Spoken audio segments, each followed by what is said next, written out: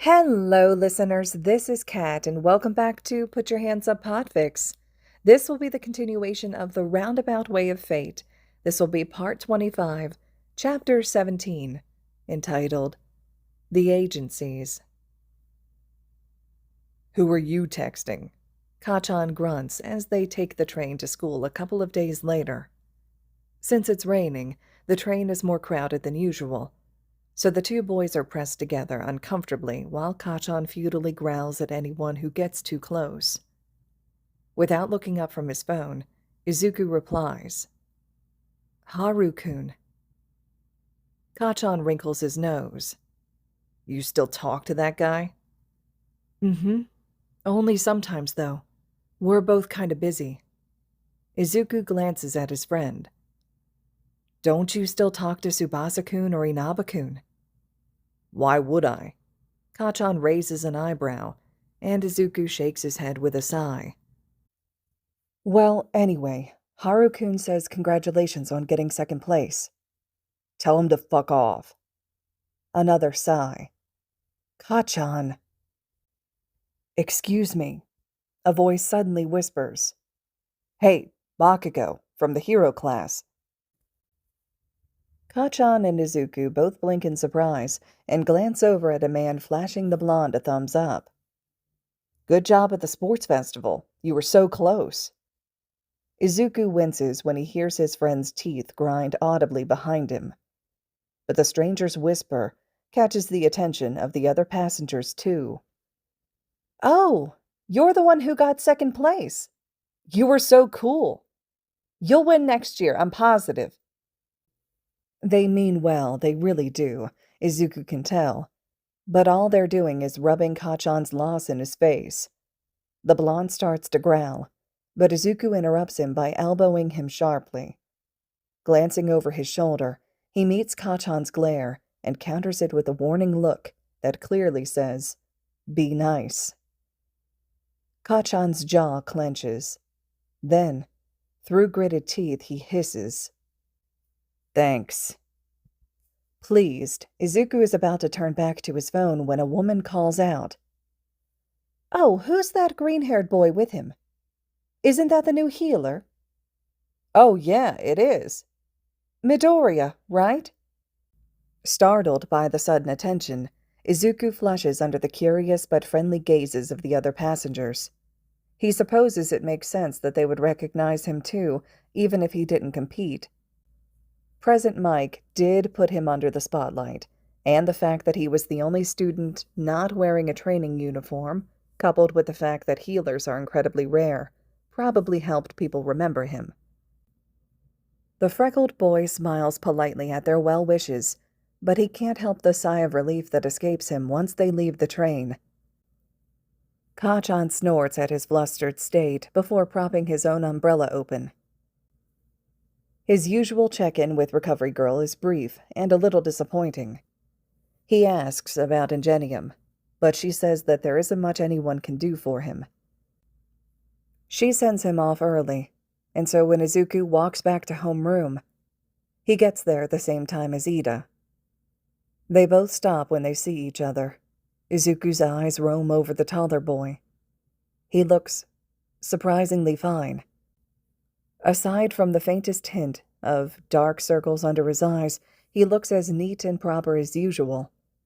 It baffles Izuku, but then Ida smiles and greets him. "Good morning, Midoriya-kun. You're here early." He tilts his head thoughtfully. "Or do you meet with Recovery Girl in the morning as well?"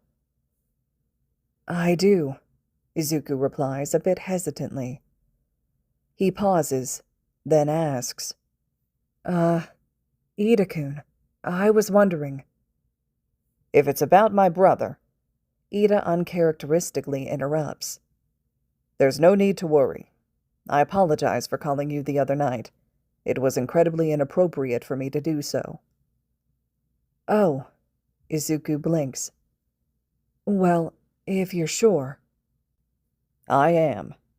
Ida smiles at him, but something about it feels forced. "Let's go inside, shall we?" Without another word, he leads the way into homeroom. Izuku stifles a sigh and follows him, taking his seat behind Kachan, who glances questioningly between him and Ida. Soon, everyone starts filing in and chatter excitedly about the sports festival. "So many people talk to me on my way here," Ashido exclaims. "Yeah, me too," Kirishima says. "Bakugo-kun and I went out for ice cream the other day, and people kept coming up to us while we were in line." "You two went out for ice cream?" Kaminari raises an eyebrow. "Together?" Ashido perks up while Kachan snarls wordlessly at the blonde. Izuku makes eye contact with the pink girl and grins. She squeals. Their classmates continue to chat about their own experiences with their newfound fame until Aizawa slides the door open, causing everyone to scramble to their seats. The teacher silently trudges up to his desk before turning and fixing them all with a firm look. "We're having a special hero informatics class today," he says promptly. Everyone tenses up. "Code names. You'll be coming up with hero names." "We're going to be doing something exciting!" The whole class cheers, only to be silenced by a flash of red from Aizawa's eyes. The man goes on further to explain the pro-hero draft picks he mentioned the other day. How it's uncommon for first years to receive offers and that they'll have to prove themselves during their internships. He then displays the list of nominations, and Izuku isn't surprised to see that he has none. He makes a mental note to ask Recovery Girl what he's going to be doing for his own internship, if he even gets one. Todoroki, of course, has the most nominations. Izuku glances over his shoulder and casts him a supportive smile. Meanwhile, Kachan growls under his breath at once more being forced into second place by Todoroki, having around 600 fewer nominations. "Keeping these results in mind," Aizawa says, "whether or not anyone asked for you, you will all be participating in internships with pros. At USJ, you already got to experience combat with real villains, but it will still be meaningful training for you to see pros at work firsthand." The students glance at each other with smiles on their faces, murmuring in excitement. Sero looks at Izuku and asks, "Do you think you'll be doing an internship too?" "Yeah, what about Zuku?" Kachan asks. Aizawa blinks, slow and tired. "Midoriya-kun will also be participating in an internship." "I will?" Izuku jumps in surprise. "But I didn't get any nominations." Aizawa scratches his cheek idly and grunts. "I think I heard Recovery Girl mention something about introducing you to some other healers. I'm not quite sure what you'll be doing, though, so ask her." Izuku perks up. Meeting other healers, that'll be fun. "So that explains the hero names," Sato says. Aizawa grumbles something about the names being temporary, then retreats into his sleeping bag to let Midnight take over the name-choosing process. The class immediately starts brainstorming for ideas, but Izuku finds himself hesitating. He hasn't thought about having a hero name in years, not since his quirk manifested. Before then, of course, he always imagined what his future name might be. They all ended up being variations of All Might, but that was back when he could still dream about being a hero. When he could still spend hours wondering what his life would be like, and how cool his quirk will be, and how he could become a hero like All Might. But now, he isn't even sure if he's supposed to be thinking of a hero name. After all, it's not like he's going to be a real hero. He's just a healer. "I can't imagine why someone like All Might would go out of his way to sponsor someone who won't even be a real hero." Endeavor's voice snarls in his mind. Across from him, Sero plops his chin on his palm and sighs. "Man, I'm stumped. I thought of a bunch of names when I was a kid, but now they just sound dumb." He glances at Izuku. "What about you, Midoriya-kun? Any luck?" Izuku blinks in surprise as he's dragged out of his thoughts, then looks down at his blank board. Oh, I don't really know. Am I supposed to think of a name? Sero tilts his head, confused. Midnight hears from the front of the room and calls out. Of course you need to think of a name, Midoriya-kun. The pros need to know what to call you during your internship.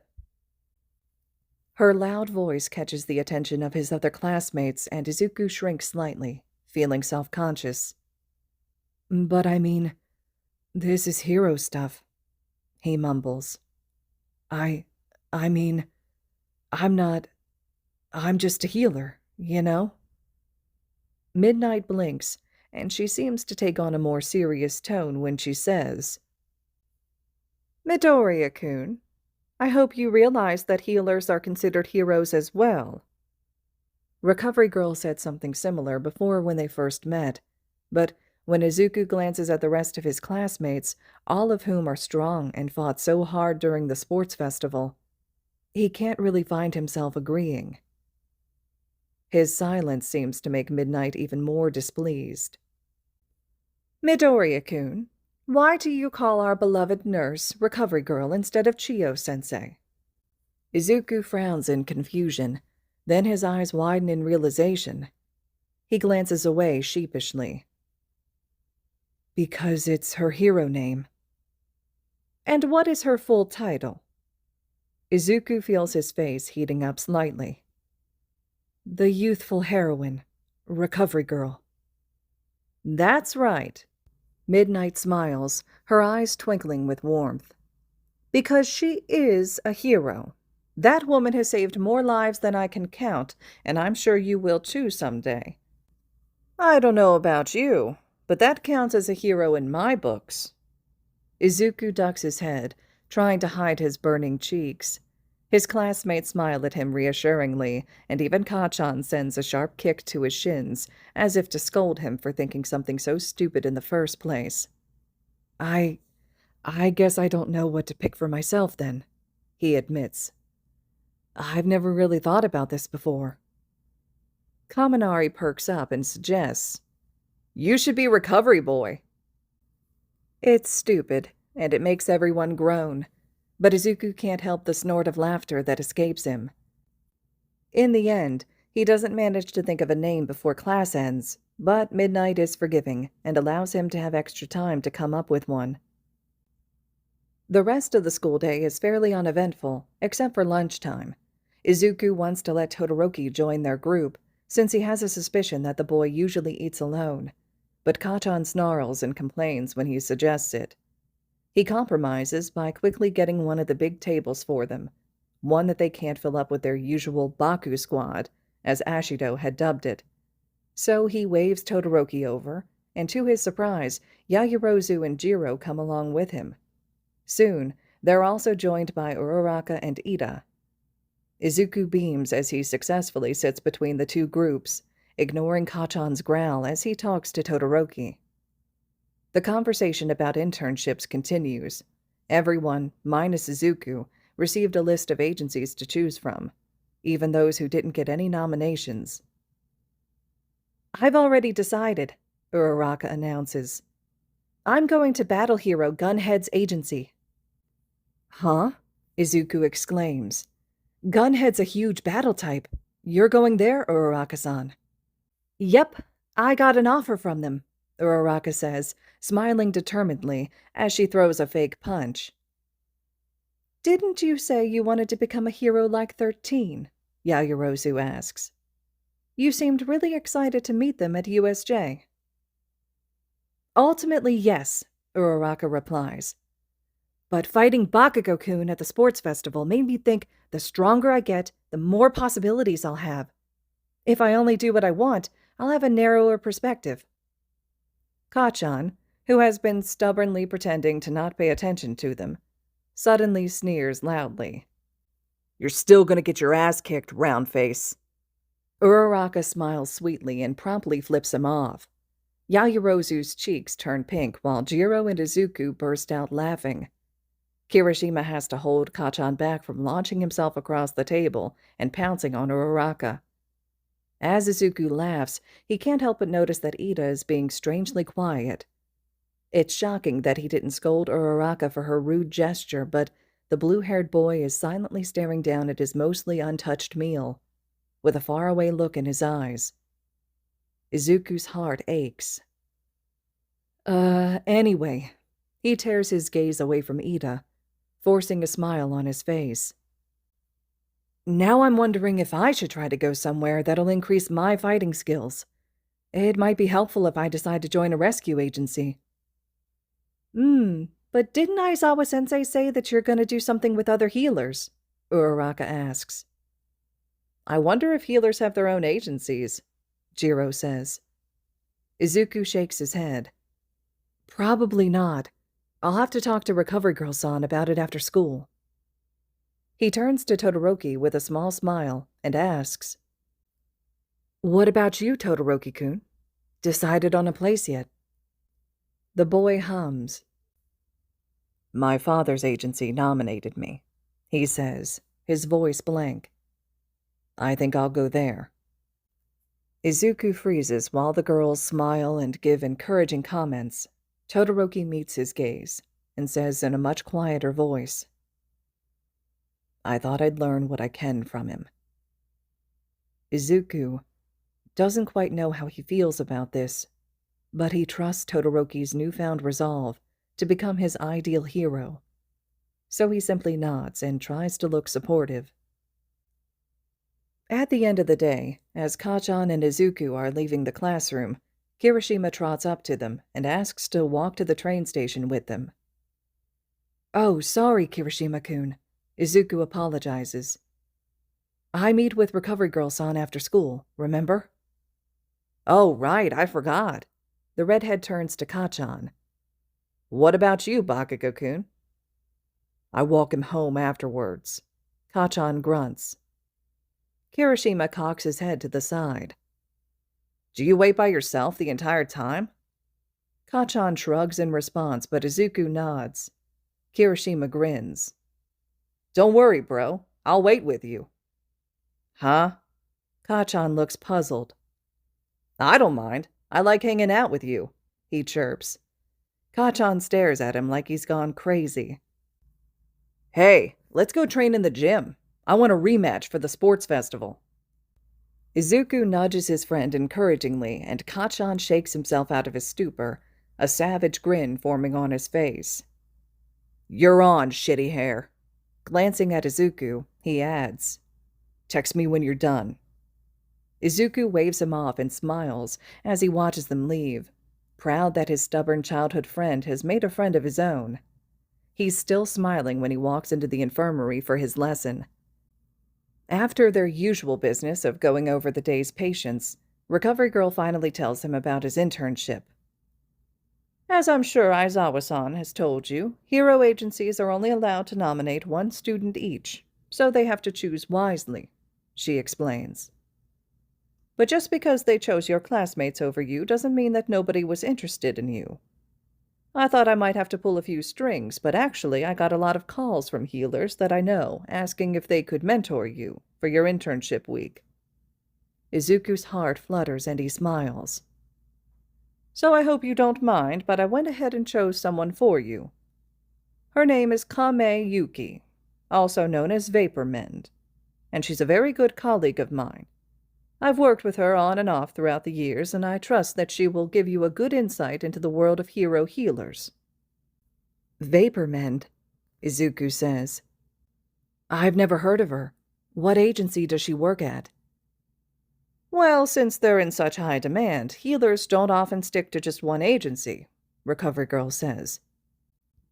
Kame-san primarily works at Endeavor's hero agency, but often travels to other agencies that reside in the same area, like the Ryuku hero agency.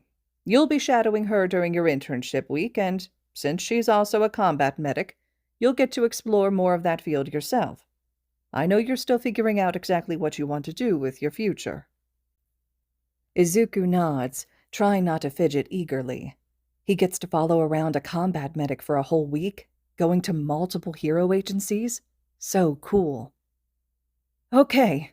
His voice squeaks a bit, and Recovery Girl's eyes twinkle with mirth at his obvious excitement. I don't know where exactly you'll be meeting up with her yet, but we can work out all the details later, she says, then leans back in her chair and arches an eyebrow. So, I believe I heard from Kayama-san that you had trouble coming up with a hero name today. Izuku freezes. Uh, how much did she tell you, exactly? Recovery Girl gives him an unimpressed look and he cringes. He supposes he deserves the 20-minute lecture about the importance of healers to the Hero Society. And, yes, Midoriya-kun, healers are heroes too, you dolt. That comes afterwards.